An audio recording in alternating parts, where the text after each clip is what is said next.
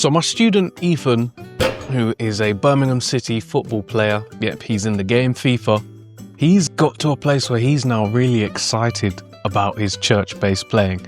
And it is so rewarding seeing this journey and being part of his journey when he gets those little unlocks and things that click and he's genuinely excited about it. You know, you can see how that's kind of transforming parts of his musical journey and his freedom and enjoyment within music and being able to express himself in that way. Now, this is what we did and what we focused on to get to that point and what that actual breakthrough was. So the best way I can describe it now is that he's starting to think like a bass player. You know, he's coming up with his own ideas, and even though the technique is not 100% there yet, it's that he can see it and he can hear it now, and he's like, oh, you mean so this just means that, and I just have to drop in this?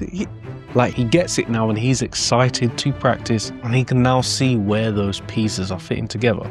I just got a couple notes to help me not diverge off track and still make this useful for you watching this. So what we've been walking him through is the INV framework, okay? And that is mastering the intervals, mastering the number system, and then building the vocab on top. Now, what a lot of tutors will do is they will focus on the vocab sides of things first. So get you learning songs, get you playing a load of material and all the corners and technique stuff, which is great and it's necessary. But if you do not understand those core pieces, if you do not understand intervals and how they piece together, if you do not understand the number system, you are going to struggle to effectively use any of that stuff you've learned. And you're basically restricted to only playing the songs that you've learned rather than actually becoming an effective musician now.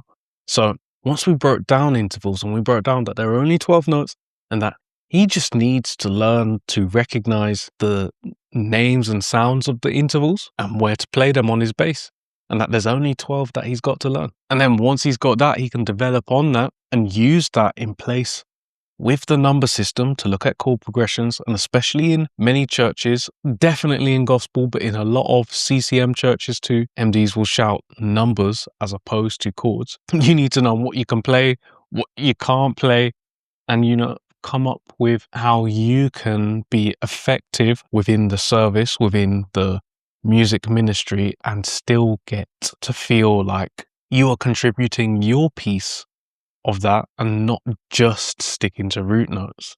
You know, and we don't have to go crazy, but to be able to sound like ourselves and still play and come up with our own ideas is something that, from speaking to a lot of bass players that want to play in church, that's something that they want to do. So now that he's got that core understanding, core framework, there's still gaps that we're filling in and that we're going to continue to fill in, but he can see the picture now. He can see where stuff is slotting in on the journey, and he's like, okay, this is making sense. And that's where the fun begins.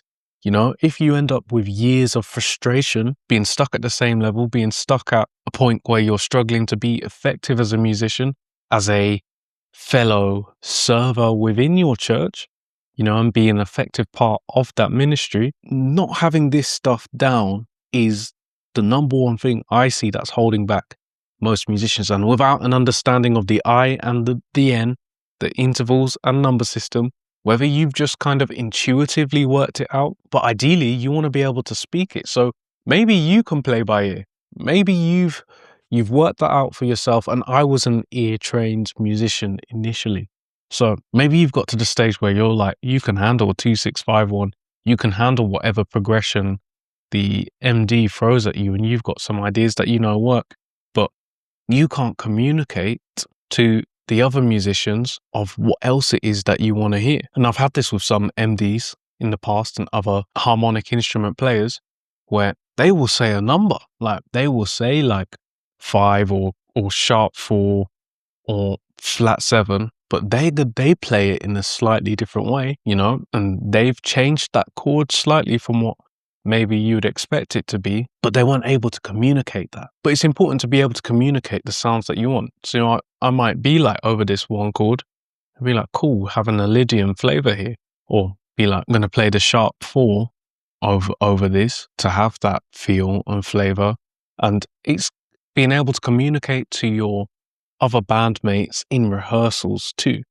So maybe you're like, that line that the guitarist is playing, or even the bass player is playing, it sounds wrong, but you can't communicate why it sounds wrong. And when you have a core understanding of the intervals and the number system and what works with this, you can go, okay, the reason you're playing that minor scale over the 2 minor chord and it sounds wrong, but it sounds right over the 6 minor chord, is that you need to be playing a major 6th interval over the 2 chord in the scale versus the minor 6. And that's talking about intervals here. And it's all of this sort of stuff. That's why certain scales don't work over the same chord, but they're a different part of the progression, like a different number within the progression.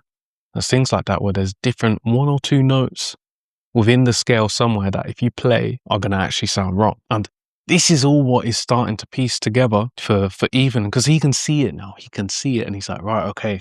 And now he sends me videos of him taking what we've learned and playing it over a song that we haven't looked at, but he's kind of started working it out by ear because we're doing the ear training as well. And he's gone, yeah, I've been able to put in the pentatonic now, because he knows that when you're in a song that all the chords are within the major scale, for example, he can play that over all the song if he wanted, as long as all the chords are within the major scale. That can work. It's obviously not ideal because, we want to hint at the chords and stuff, which is where we then go down another route about talking about chord tones. But all of this stuff, to really grasp it and have those conversations, you need that interval mastery. You need to know what the intervals are, what they sound like, and where to play them. So that's essentially what we've focused on before doubling down on vocabulary, because now we're in a place where I'm like, cool, here's some ideas you can play over the 4. Or like, you can actually take that idea from that we've done here, that's over the 6, and you can actually play that bit over the 2 as well.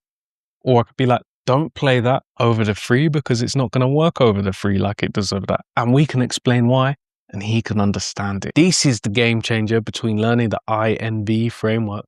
Because now when you learn vocab, now when you learn licks, you can take that and drop it into anything you want because you understand where it goes and how to use it. Like, you don't have to guess whether it's going to work or not. You know before you play it. And that's where the fun starts to begin, because you open up a world of opportunities. So learn the INV framework. Master your intervals. There's only 12 of them. Learn what they sound like, the names of them, and where to play them, where you can play them in relation to your root note. Learn the number system and the harmony that comes attached with that. When you get those 2, then you just have to drop in the vocab that you want. It all becomes good fun and freeing. This is how you move away from just playing the same ideas all the time and being scared to execute licks live on Sunday service or a gig. So you can go away and learn this all by yourself. I've given you the framework and what to look at. You can go and learn that. There's plenty lessons on YouTube, but if you're done with the guesswork and you're done with the trial and error, book in a strategy call with me and we can look into a couple of different options on how we can set out that roadmap and completely clear that block for you. I've got an advanced one-to-one program, and I've also got a free community for church-based players and people who want to play bass in church. So there's free support available.